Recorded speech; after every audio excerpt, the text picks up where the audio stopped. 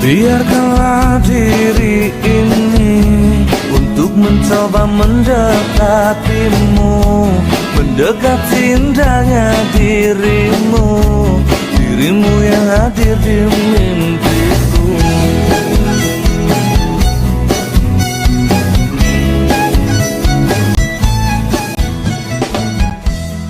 Berikanlah aku. Assalamualaikum warahmatullahi wabarakatuh. Salam Om Swastiastu, Namo Buddhaya, dan salam kebajikan. Bertemu lagi bersama kami di kelompok 20. Kali ini kami akan mewawancarai untuk usaha UMKM karakteristik ketiga, yaitu di UMKM menengah. Nah, kami di sini dengan narasumber kami. Baik, selamat sore Bang. Selamat sore. Kalau boleh tahu atas nama siapa Bang? Oke. Saya Siska. Baik, langsung aja ke topiknya pembahasan Bang. Kami ingin mewawancarai Abang tentang usaha UMKM yang sekaligus memenuhi tugas dari kuliah kami. Apakah Abang bersedia Bang kira-kira? Sangat bersedia. Sangat bersedia. Baik, terima kasih Bang. Untuk pertanyaan pertama akan ditanyakan oleh rekan saya, Siska. Baik, terima kasih. Gini Bang, melihat usaha yang Abang sekarang ini, apa cita-cita mulia dari Abang kepada masyarakat atau manfaat bagi orang banyak akan pengaruh berdirinya usaha Abang ini? Semisalnya membuka lowongan atau pekerjaan dan lain-lain. Baik, terima kasih. Kalau untuk usaha ini sudah di Tanjung Morawa ini sendiri sebagai pusatnya sudah berdiri sekitar puluhan tahun ya. Dan di sini juga sudah banyak orang yang tahu kualitas dari barang-barang yang dijual di sini tergolong sangat baik dan dijual dengan harga yang ekonomis.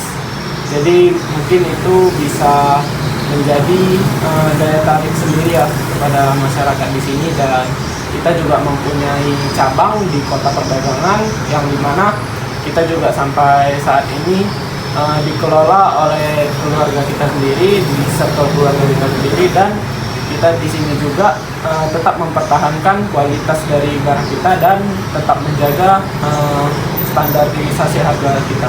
Oke, baik. Terima kasih Bang atas jawabannya nih. Selanjutnya, apa masalah yang dipecahkan dari usaha ini yang dijalankan? Seperti masalah konsumen, ekonomi, atau hal lain sebagainya?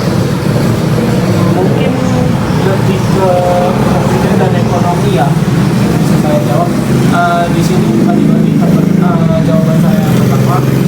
Di sini kita itu tergolong harga kita terbilang murah dengan barang yang bisa dilihat sendiri. Kita dengan kualitas kita yang original, kita juga memastikan pelanggan juga puas dengan apa yang kita tawarkan juga. Dan kita juga mengikuti pasar yang ada di daerah kita. Baik. Selanjutnya pertanyaan dari rekan saya, Alfred. Baik Siska, terima kasih. Nah, siapa dan apakah ada yang memerlukan solusi produk Abang Bang? Semisal dari kelompok usia. Ini dari kalangan usia anak-anak sampai dewasa, apakah ada kelompok tertentu Bang untuk produk Abang ini yang Abang jualkan? Oke, mungkin untuk kelompok dari permainan sepak bola ya, bisa dilihat dari misalnya sepatu bola atau sepatu futsal, itu tuh di kalangan lebih ke remaja atau dewasa awal itu, di rentang usia belasan sampai puluhan gitu ya. Kalau untuk raket bisa dibilang semua usia, sampai yang usia 50-60 tahun ke atas juga masih ada yang aktif. Kalau untuk sepak bola bisa dibilang untuk bolanya juga ya sama seperti sepatu bola tadi juga. Kalau untuk segi alat musik sendiri ya bisa dibilang juga untuk tentang semua usia gitu ya. Oke Bang. Nah, untuk kelompok penghasilan Bang, apakah Abang bekerja sama dengan pihak lain atau bersama dengan teman Abang? Misal ada Bang? Kalau untuk tentang perekonomiannya seperti yang Abang bilang, di sini kita terbilang hanya dikelola oleh keluarga kita sendiri, tidak ada kayak kita punya stakeholder dengan orang lain atau perusahaan lain gitu. Oke Bang. Nah, untuk area domisili bang, gitu kan. Selain di sini, apakah ada daerah lain atau cabang lain yang seperti abang katakan tadi di awal bang? Ya benar. Kita punya cabang di kota perdagangan ya. Oh ada ya? Ada. Oke. Nah untuk jenis kelamin bang, ya kita tahu bahwasanya ini produk penjual olahraga gitu. Apakah ini terkhusus untuk laki-laki saja atau untuk perempuan atau justru keduanya bang? Di sini kita menyesuaikan dengan perempuan dan laki-laki ya. Berarti untuk keduanya gitu Ya benar. Jadi di sini kalau untuk perempuan mungkin lebih dominan ke sepatu olahraga, itu baju senam, training dan Oke bang. Nah identik pelanggan gitu kan. Kesukaan pelanggan pada produk jasa yang abang tawarkan ini apa sih bang gitu? Produk-produknya kayak misalnya ada di fokus di untuk olahraga di sepak bola gitu kan, itu yang paling laku keras atau ada hal lain bang selain itu? balik lagi seperti jawaban saya sebelumnya, di sini kita mengikuti tren pasar dari daerah tempat kita mendirikan usaha, dan di sini yang sudah sangat dominan terkenalnya itu di pemasaran raket dan pemasangan senar raket gitu. Jadi bisa dilihat sendiri di belakang abang dan kakak sekalian, mesin kita ada dua, di sini ada yang digital, ada yang manual gitu. Jadi di sini juga ya terbilang sangat dipercayain lah oleh para pelanggan untuk memasang senar raket gitu. Oke bang, baik. Silakan untuk pertanyaan selanjutnya rekan saya Siska. Baik, terima kasih. Selanjutnya nih Bang, apakah produk jasa yang menjadi solusi dalam usaha Bang ini? Produk, lebih ke produk kali ya. Kalau untuk produk di sini mungkin raket, sepatu bola, bisa dilihat juga piala, mungkin ada sepatu sport, sepatu badminton. Kalau untuk jasa ya balik lagi di pemasangan senar raket. Oke. Baik, terima kasih. Pertanyaan selanjutnya rekan saya Alfred. Nah untuk pertanyaan selanjutnya bang, menurut abang nih karakteristik usaha, ya, apakah menurut abang karakteristik usaha ini termasuk usaha sunset yang dimana arti dari sunset itu adalah pada event-event tertentu ada gitu, jadi misalnya tidak bertahap dan tidak berkelanjutan. Nah sementara atau menurut abang yang lain bersifat sunrise, yang bersifat sunrise itu ialah berkembang terus dan bahkan ingin membuka cabang lain. Bagaimana bang menurut abang? Baik, terima kasih pertanyaannya. Untuk perusahaan kami di sini, UMKM kami ini di posisi sunrise ya. Sunrise, ya. Jadi perusahaan kami sudah berdiri sejak puluhan tahun yang lalu dan masih bertahan sampai saat ini. Oke baik bang. Nah untuk size berapa banyak sih bang pelanggan yang masuk per hari atau per bulannya bang? Atau estimasinya per tahun lah gitu?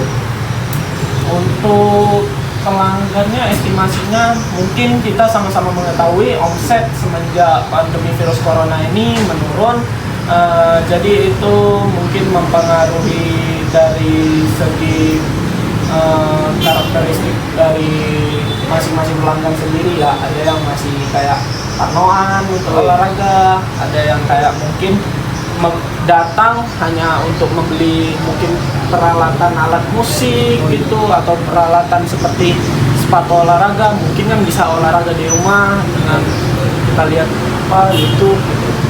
Ya berarti kesimpulannya berarti ini usaha bang ini berdampak dari kemarin bencana pandemi itu ya bang ya?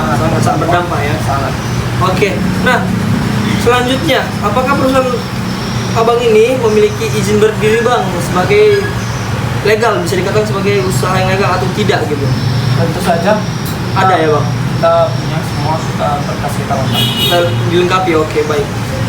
Nah silakan mungkin rekan Siska. Selanjutnya nih Bang, selain usaha Abang ini yang berdiri di daerah ini, apakah ada pesaing yang sama-sama membangun usaha seperti ini di daerah ini? Tentu saja ada. Di dekat sini juga kita mungkin sudah bisa dibilang bersaing di ranah perusahaan olahraga ini sudah terbilang cukup lama ya. Jadi di sini ya kita sangat bersyukur kita masih bisa mempertahankan kualitas, kita masih bisa mempertahankan harga, kita masih bisa berdiri teguh di perusahaan kita ini walau dengan kondisi yang sudah banyak menimpa masyarakat juga terkait perekonomian, pandemi dan sebagainya. Baik, terima kasih Bang nih atas jawabannya. Selanjutnya, untuk memasok bahan-bahan usaha yang Abang jalankan, apakah memiliki langganan supplier barang? Bila ada, boleh sertakan nama suppliernya dan asalnya dari mana? Mungkin kalau untuk nama supplier itu mungkin bisa dibilang privasi perusahaan masing-masing ya. Dan itu bisa dibilang mungkin bisa dihargai keputusannya. Dan kalau untuk pemasoknya dari daerah mana, itu bisa dibilang kita ada dari dalam Pulau Sumatera, baik itu juga ada di luar Pulau Sumatera. Baik, terima kasih Bang atas jawabannya. Selanjutnya pertanyaan dari Alfred. Baik, terima kasih rekan Siska. Untuk pertanyaan selanjutnya, Bang. Nah, menurut Abang sendiri, apa yang merupakan ancaman dalam bidang teknologi yang untuk mengembangkan usaha Abang ini? Dan bagaimana sih perubahan perilaku masyarakat, kayak misalnya ancaman teknologi itu contohnya online shop gitu kan. Jadi masyarakat kurang banyak datang kemari, mereka lebih memilih online shop. Jadi mereka terpengaruh oleh toko-toko lain yang ada di online shop itu, Bang. Oke, terima kasih. Mungkin kalau itu bisa dibilang dari dulu sangat berpengaruh ya bagi UMKM yang sudah ada sejak lama gitu, yang masih mempertahankan program marketing mereka lah yang memang mereka pertahankan dari dulu gitu. Dan tiba-tiba semenjak dibantai dengan online shop itu dengan promo-promo menarik pasti sangat berdampak bagi kami. Dan jangankan dari online shop, mungkin kita bisa lihat penjual-penjual sepatu di pinggir-pinggir jalan gitu. Kita menyesuaikan dengan kondisi penduduk sendiri dari Tanjung Morawa, mencari yang lebih murah, bagi mereka juga lebih oke gitu dari kualitas. Baik, selanjutnya pertanyaan kami, Bang. Apa sih alasan konsumen gitu kan memilih produk Abang dari segi kualitas ya, serta pelayanan Abang terhadap masyarakat gitu kan atau pengunjung, serta standar produk? Dan mungkin ada hal lain yang menarik yang merupakan menjadi perbedaan dari pesaing lainnya seperti usaha yang Abang buka ini. Oke, terima kasih. Mungkin dari kualitas keramah tamahan dari pelayanan kami itu masih kami pertahankan, dan juga mungkin kalau untuk standarisasi harga di sini contohnya seperti sepatu, mungkin setelah ini Abang bisa cek sendiri. Sepatu kami itu kami menjualnya dengan bandrol-bandrol yang asli dari pabrik, tidak kami ganti. Dan kelebihan dari toko kami juga ada beberapa barang termasuk sepatu-sepatu tersebut dapat dipotong lagi harganya. Jadi walaupun udah kita nggak ubah bandrol, kita juga masih bisa mengurangi harga dari harga normalnya. Baik, selanjutnya nih Bang, apakah ada program yang memanjakan pelanggan seperti diskon, promo, member, atau yang lain-lain sebagainya? Oke, terima kasih. Mungkin dari situ balik lagi, itu mungkin tergantung ya. Kalau misalnya UMKM ini kan lebih dominan ke langganan yang udah lama gitu, mungkin ya bisa kayak request gitu, mau dimasukin barang apa, mungkin dia memesan gitu berapa banyak saya ambil. Dan ya karena memang dia posisinya udah lama juga kan dengan kita mungkin bisa berbicara lah soal harga sama dia gitu ya. Kalau misalnya untuk kemanjaan pelanggan lagi ya balik lagi saya bilang, di posisi pengurangan harga kita masih bisa kita bicarakan. Kalau kita bandrol itu bandrol dari pabrik juga, tidak mengambil keuntungan dengan bandrol sendiri gitu. Baik, Oke. terima kasih Bang atas jawabannya. Selanjutnya Oven. Nah, kan banyak nih Bang pelanggan dan yang lain-lain, atau bisa dikatakan orang baru lah datang kemari gitu kan. Jika ada orang baru atau pelanggan lah tidak puas dengan produk usaha yang Abang tawarkan gitu kan, apakah ada layanan komplain Bang, seperti kritik dan saran, bagaimana Bang? Baik, terima kasih. Kalau untuk pro dan kontra di balik kritik dan saran, di setiap usaha pasti ada. Ya, Jadi kita bagaimana cara memporsikannya, bagaimana cara kita tetap memfilterisasi dampak dari positif dan negatif dari mereka, itu sih kita masih tetap balik lagi mempertahankan segi kualitas kita juga. Oke. Nah, untuk pemanfaatan potensi usaha Bang ya, seperti apakah ada cabang lain dan di mana saja, tadi sudah Bang katakan gitu kan. Apakah menurut Abang lokasi usaha yang Abang dirikan baik di sini dan di cabang itu merupakan sebuah tempat strategis Bang, atau menjadi sebuah lahan omset yang signifikan berjalan naik Bang, atau bagaimana? Kasih bisa dibilang kalau untuk daerah tempat kami membuka perusahaan ini sangatlah terbilang mendukung, dikarenakan satu, potensi dari anak sekolah di sini juga terbilang cukup banyak, potensi dari mungkin industri juga terbilang di Tanjung Morawa dan di perdagangan juga cukup banyak. Dan salah satu pendukungnya sih di sini ya karena mungkin kita bukan perusahaan baru ya, kita juga udah berdiri lama gitu, bisa dilihat dari stand kita juga masih modelan lama semua. Ya di sini ya mungkin dari nama saja dari daerah-daerah regional Deli Serdang mungkin bisa dibilang ya orang udah tahu pasti di mana Mika Transport. Oke, baik. Selanjutnya nih Bang, apakah memiliki buku catatan omset usaha di usaha Bang ini? Seperti apa? Kalau untuk buku catatan omset usaha sih kita terbilang nggak menulis sih, karena ini kita itu menjaga toko ini masih ya dalam circle keluarga sendiri, keluarga inti.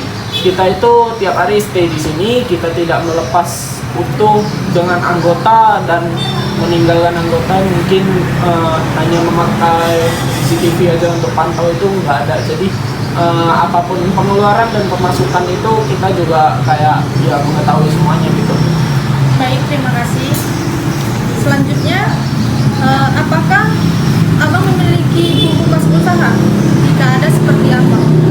Kalau untuk buku kas usaha sendiri sama seperti jawaban saya sebelumnya, tidak ada, karena ya balik lagi yang memang ada di sini itu ya memang kami semua gitu, bagian dari keluarga juga gitu. Jadi memang nggak ada buat itu juga, sempat buat tapi ya memang lebih mungkin dari owner toko ini sendiri juga ya masih menggunakan cara tradisional gitu ya, seperti ya udah menjaga toko ini tiap hari juga. Baik, terima kasih Bang. Selanjutnya Alvan. Nah, untuk pertanyaan selanjutnya Bang, ini kan agak merujuk ke arah intimnya ya. Kalau boleh tahu Bang, estimasi gambaran penghasilan Abang atau dalam usaha ini per hari atau per bulan, per tahunnya kira-kira berapa Bang? Oke, kita ambil mungkin di per bulan aja ya. Di per bulan itu mungkin selama pandemi ini agak merosot. Kita cerita di pandeminya aja kali ya. Oh boleh. Oke, kalau di cerita pandemi ini ya bisa dibilang disimpulkan dari toko perdagangan, toko Tanjung Morawa ini ya mungkin bisa dibilang adalah di angka 200 lebih kurang. Baik, itu sangat besar ya gitu berarti ya untuk penghasilan, apalagi pada masa pandemi pada saat kemarin Bang ya. Benar. Oke, berarti kalau misalnya apabila nggak ada pandemi bisa melebihi dari itu Bang ya? Bisa dibilang begitu. Oke. Nah, untuk karyawan Bang, apakah ada jumlah karyawan berapa orang gitu Bang? Jumlah karyawan. Kalau untuk jumlah karyawan sih total keseluruhan mungkin 10 orang ya. 10 orang ya. Kita ada 10. Oke. Nah, untuk core resource bisnis atau sumber daya awal atau modal usaha Bang ini berdiri berapa Bang kira-kira?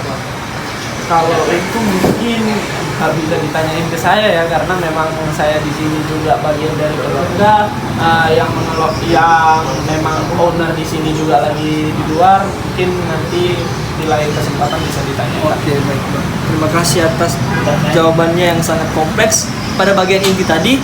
Oke, kita masuk pada pertanyaan selanjutnya.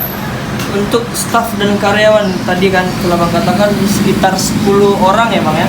Nah, untuk struktur organisasi terhadap karyawan Bang, apakah ada bagian untuk melayani konsumen, atau ada bagian admin, atau ada bagian pengamanan atau satpam Bang?